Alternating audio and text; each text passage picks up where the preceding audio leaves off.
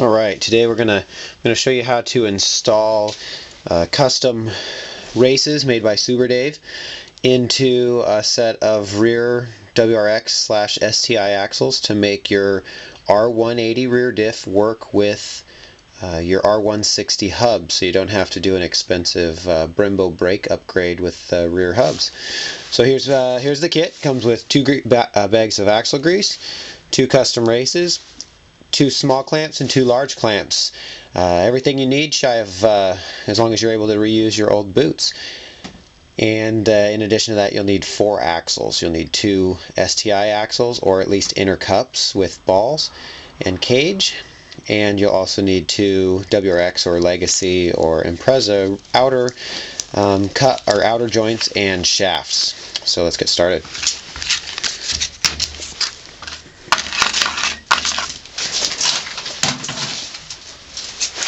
Alright, we're going to start out with the Wrx shaft.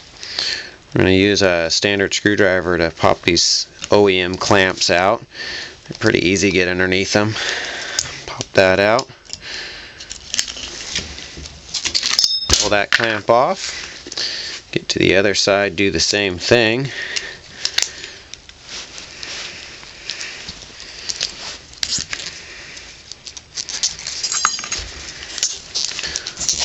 Open that up. You see a lot of nice grease inside there.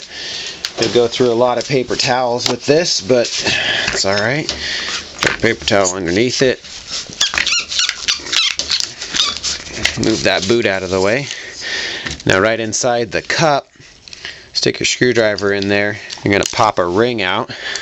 Snap ring that holds it from becoming hyperextended. Pull that out, and that cup will just come right off. Now we use paper towel and clean it up a little bit. Try not to lose all these balls. There's going to be 6 balls that are going to fall out of there. 1, 2, 3, 4, 5, 6. Clean this stock grease up a little bit. On the end of it, you'll see a snap ring. You'll need a set of snap ring pliers. If you don't own a set of snap ring pliers, it can be done with needle nose pliers or or a screwdriver. Just a set of snap ring pliers works well. Get on the end of that.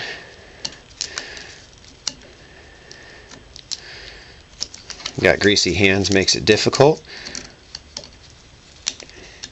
Pop that snap ring off. Snap ring looks about like that. That race should just slide off. Sometimes they can be a little bit of a pain.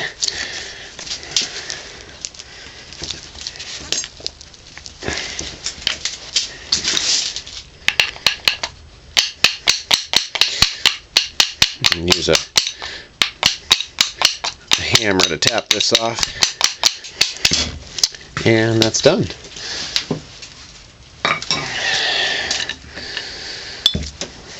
Old race, old cage, not going to use either of those. Old boot, and use some paper towels and clean that all up nice and neat.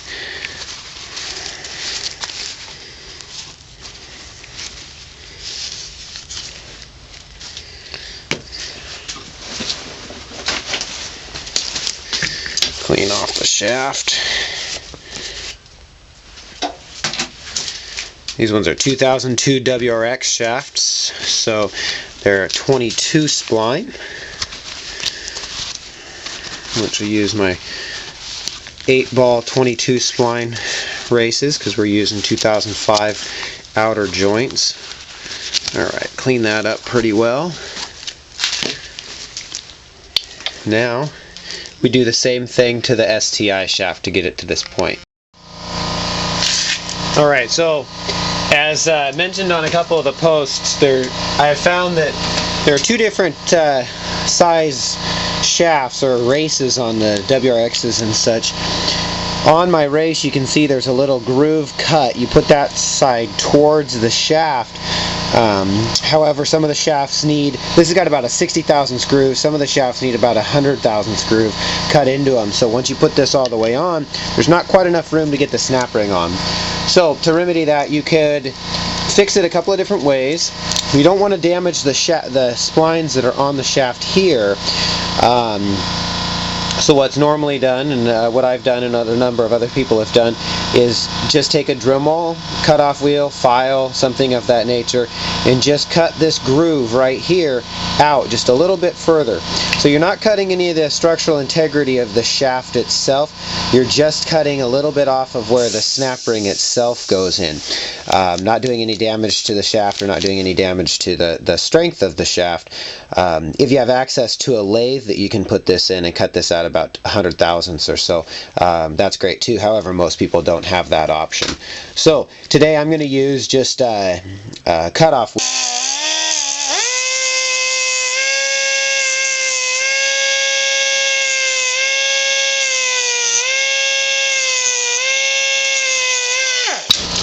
And that's it.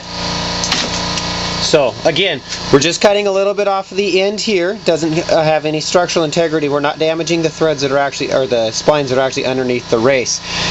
Some people prefer to, like I say, put it in a lathe, do it a little bit more precise. However, all that snap ring does is just hold the race from moving back and forth. It doesn't have any strength, add any strength to the shaft or anything of that nature.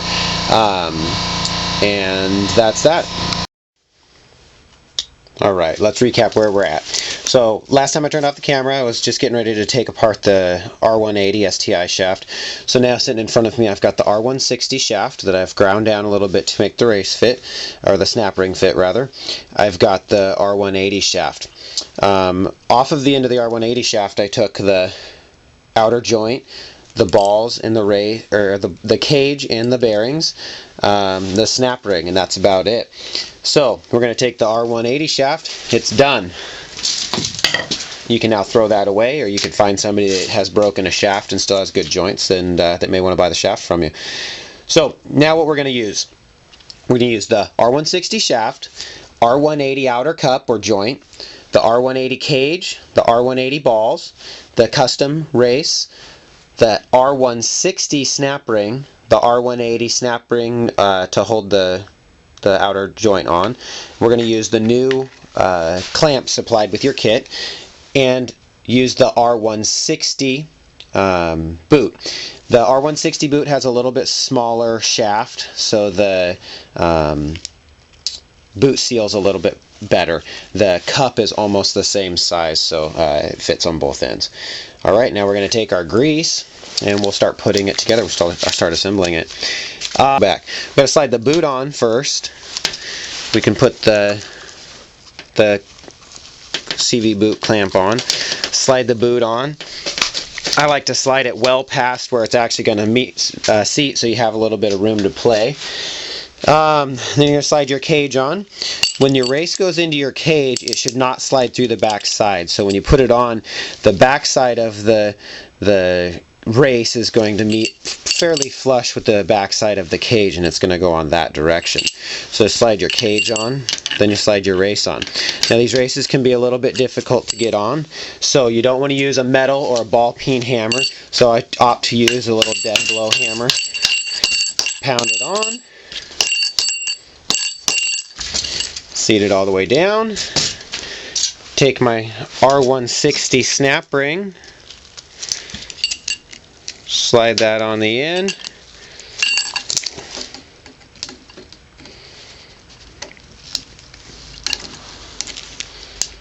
Alright.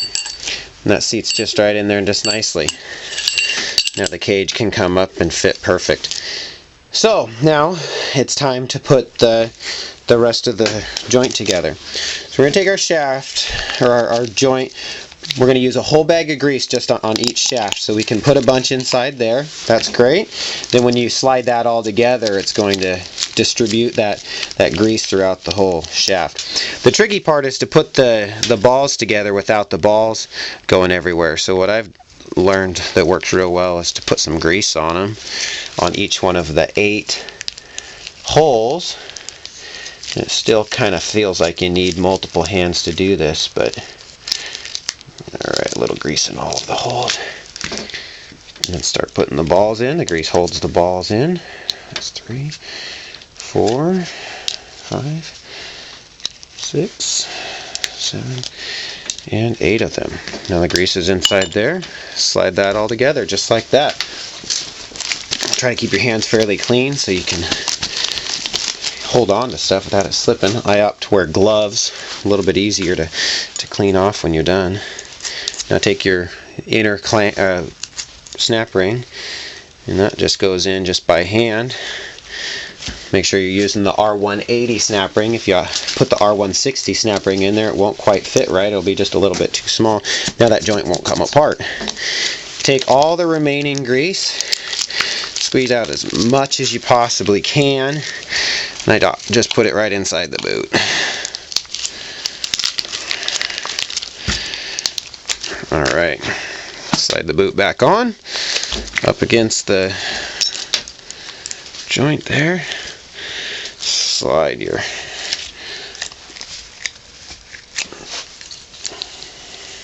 clamps on into place. If you have a pair of CV boot clamp pliers, they obviously work the best. You can pick these up at some auto parts stores. I think I got these at Harbor Freight for probably $5 or $6. If you don't have a pair of them, you can use flush cut wire cutters. For the most part, there's enough surface area that it won't actually cut the stainless clamp. But you do have to be kind of careful because they are a little bit on the sharp side. These are not quite as sharp, so put that up against it, pull it tight, and done. And you're going to do the same thing on this one. This one's a little on the tight side.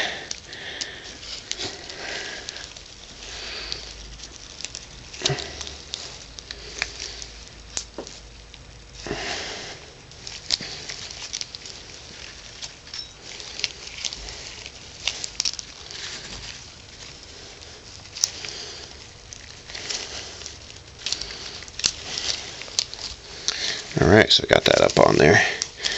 Make sure that's flush. Everything's lined up proper. Take your clamp pliers, pull it tight, and there you have it. An R180 inner joint, flexible, moves around, it's got plenty of grease in it, with your stock R160 shaft, or shaft and outer joint. And that one's ready to install onto your car, your Impreza, your Legacy, with a R180 rear diff and your R160 hubs, so you can keep your stock brakes or upgrade to 2-pot, 4-pots, but not up to the Brembo, so you can save yourself, $800 or $1,000. Thanks for watching, and if you need more information, visit www.suberdave.com and follow the links and you'll find the information.